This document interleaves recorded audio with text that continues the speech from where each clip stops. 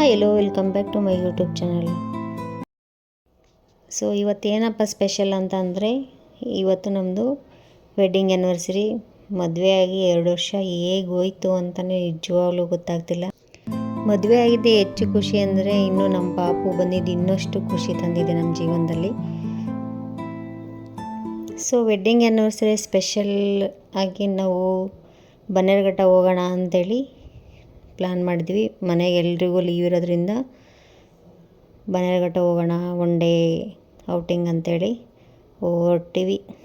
ಬನ್ನೇರುಘಟ್ಟ ಹೋದ್ಮೇಲೆ ನೋಡಿದರೆ ಅಷ್ಟು ರಶ್ಶು.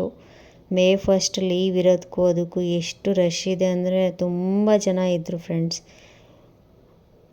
ಬಿಸಿಲು ಬೇರೆ ತುಂಬ. ನನ್ನ ಮಗನಿಗೆ ಒಂದು ಕ್ಯೂಟಾಗಿರೋ ಆಟ ಹಾಕ್ಕೊಂಡು ಅವನು ಕ್ಯೂಟಾಗಿ ನೋಡಿ, ಅವನಿಗೆ ಬಿಸಿಲಿಗೆ ಕಣ್ಣೇ ಬಿಡೋಕ್ಕಾಗ್ತಿಲ್ಲ. ಫುಲ್ಲು ಡಲ್ಲಾಗಿದ್ದಾನೆ, ಒಂದು ಸ್ಮೈಲ್ ಇಲ್ಲ ಏನಿಲ್ಲ. ನೋಡಿ ಎಷ್ಟು ಜನ. ಆ ಜನಗಳು ನೋಡಿನೇ ಅವ್ನು ನನ್ನ ಪಾಪು ಸೈಲೆಂಟ್ ಆಗಿಬಿಟ್ಟಿದ್ದ. ಪಾಪು ಎಂಟ್ರಿ ಟಿಕೆಟ್ಗೆ 1/2 ಅವರ್ ಮೇಲೆ ಆಯಿತು ತೊಗೊಳೋಕ್ಕೆ. ಸೊ ಅಲ್ಲಿವರೆಗೂ ನಾವು ಹೆಂಗೋ ಟೈಮ್ ಪಾಸ್ ಮಾಡ್ಕೊಂಡು ಆಟ ಆಡ್ಕೊಂಡಿದ್ವಿ ಪಾಪು ಜೊತೆ. ಹಸ್ಬೆಂಡ್ ಹೋಗಿ ಟಿಕೆಟ್ ತೊಗೊಂಬಂದರು. ಇದು ಎಂಟ್ರಿ ನೋಡಿ, ತುಂಬ ಚೆನ್ನಾಗಿ ಮಾಡಿದ್ದಾರೆ ಇವಾಗ. ಲಾಸ್ಟ್ ಟೈಮ್ ನಾವು ಹೋದಾಗ ಏನೂ ಮಾಡಿರಲಿಲ್ಲ. ಮೇನ್ ಇಂಪಾರ್ಟೆಂಟು ಇಲ್ಲಿ ಝೂಗೆ ಏನಕ್ಕೆ ಹೋದ್ವಿ ಅಂತಂದರೆ, ನಮ್ಮ ಮಗುಗೆ ಇವಾಗ ಒಂದು ಸ್ವಲ್ಪ ಅರ್ಥ ಆಗ್ತಿದೆ. ಪ್ರಾಣಿಗಳು, ಪಕ್ಷಿಗಳು, ಆ ಸೌಂಡ್ ಮಾಡೋದು ಅದೆಲ್ಲ ತುಂಬ ಇಂಟ್ರೆಸ್ಟಿಂಗ್ ಆಗಿರುತ್ತೆ ಅವನಿಗೆ ನೋಡೋಕ್ಕೆ. ಟಿ ವಿಯಲ್ಲೇ ನೋಡ್ತಾ ಇರ್ತಾನೆ. ಸೊ ಅವನಿಗೆ ಡೈರೆಕ್ಟಾಗಿ ತೋರಿಸೋಣ ಅಂಥೇಳಿ ಕರ್ಕೊಂಡೋದ್ವಿ. ಅಲ್ಲಿ ಜಿರಾಫೆ ನೋಡಿಕೊಂಡು ನೆಕ್ಸ್ಟ್ ಏನಿದೆ ಅಂತೇಳಿ ಹೋದರೆ ಅಲ್ಲಿ ಜಿಂಕೆಗಳೆಲ್ಲ ತುಂಬ ಇದ್ದವು. ಸೊ ಅದನ್ನ ಬೇರೆ ನೋಡಿಕೊಂಡು ಅವನಿಗೆ ಗೊತ್ತಾಗ್ತಿದೆ ಇವಾಗ 1 ಇಯರ್ ಆಗ್ತಾ ಬಂತು ಅವನಿಗೂ ಈ ಮಂತಿಗೆ.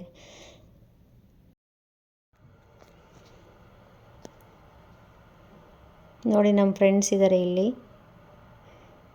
ನೆಕ್ಸ್ಟ್ ಇದೇನು ಅಂತ ನಿಜವಾಗ್ಲೂ ಗೊತ್ತಿಲ್ಲ. ನಿಮಗೇನಾದ್ರು ಗೊತ್ತಿದ್ರೆ ಕಮೆಂಟ್ಸ್ ಮಾಡಿ ಇದೇನು ಅಂತ. ಇಲ್ಲೂ ಇದ್ದಾರೆ ನೋಡಿ ನಮ್ಮ ಫ್ರೆಂಡ್ಸ್. ತುಂಬ ಜನ ಇವಾಗ ಡಿಫ್ರೆಂಟಾಗಿ ಏನೇನೋ ಅನಿಮಲ್ಸ್ ತಂದಿಟ್ಟಿದ್ದಾರೆ. ನನಗಂತೂ ಎತ್ಕೊಂಡು ಸಾಕಾಗಿ ಯಾರ ಜೊತೆನೂ ಹೋಗ್ತಾ ಇರಲಿಲ್ಲ. ಪಾಪು ಬರೀ ನನ್ನ ಹತ್ರ, ಹಸ್ಬೆಂಡ್ ಹತ್ರ ಅಷ್ಟೇ ನೋಡಿ ಆಟ ಆಡಿಕೊಂಡು ಬರ್ತಾ ಇದ್ದ.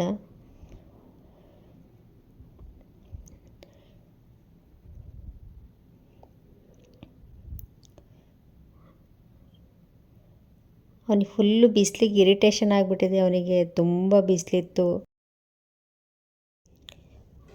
ಇದರಲ್ಲೂ ಪಾಪ ಪ್ರಾಣಿಗಳೆಲ್ಲ ನೋಡಿ ಖುಷಿ ಪಡ್ತಾ ಇದ್ದ. ನೋಡಿ ಹತ್ತಿರದಿಂದ ಎಷ್ಟು ಚೆನ್ನಾಗಿ ಕೂತ್ಕೊಂಡು ನೋಡ್ತಾ ಇದ್ದಾನೆ. ಅವ್ನು ನೋಡಿ ಖುಷಿ ಪಡೋದ್ರಲ್ಲಿ ನಾವು ಖುಷಿ ಪಡ್ತಾ ಇದ್ವಿ. ಹಿಡ್ಕೊಂಡು ಬಿಡೋದೇ ಇಲ್ಲ, ಆ ಥರ ಕೂತ್ಕೊಂಡ್ಬಿಡ್ತಾನೆ. ಚಿಕ್ಕ ಆನೆ ಮರಿಗಳು ನೋಡಿ ಎಷ್ಟು ಚೆನ್ನಾಗಿ ಆಟ ಆಡ್ಕೊಂಡಿದ್ದು, ಅದನ್ನ ನೋಡಿ ಖುಷಿ ಪಡ್ತಾ ಇದ್ದ.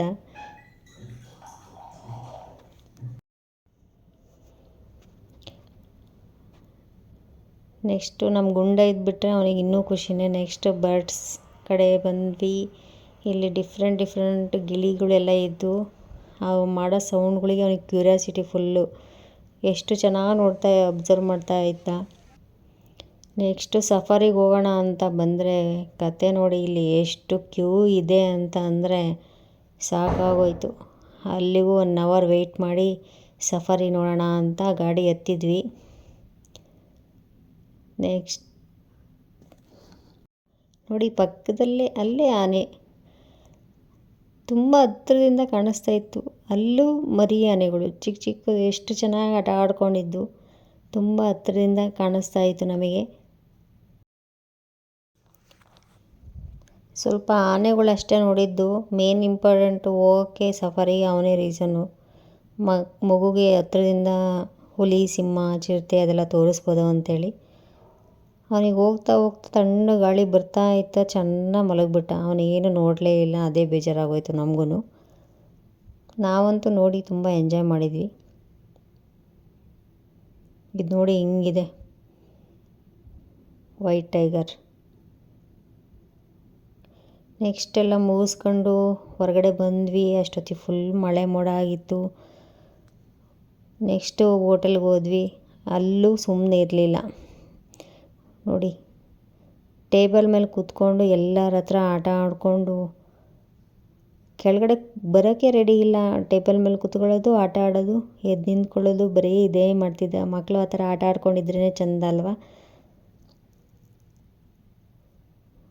ಸೊ ಇದಾಗಿತ್ತು ನಮ್ಮ ದಿನ.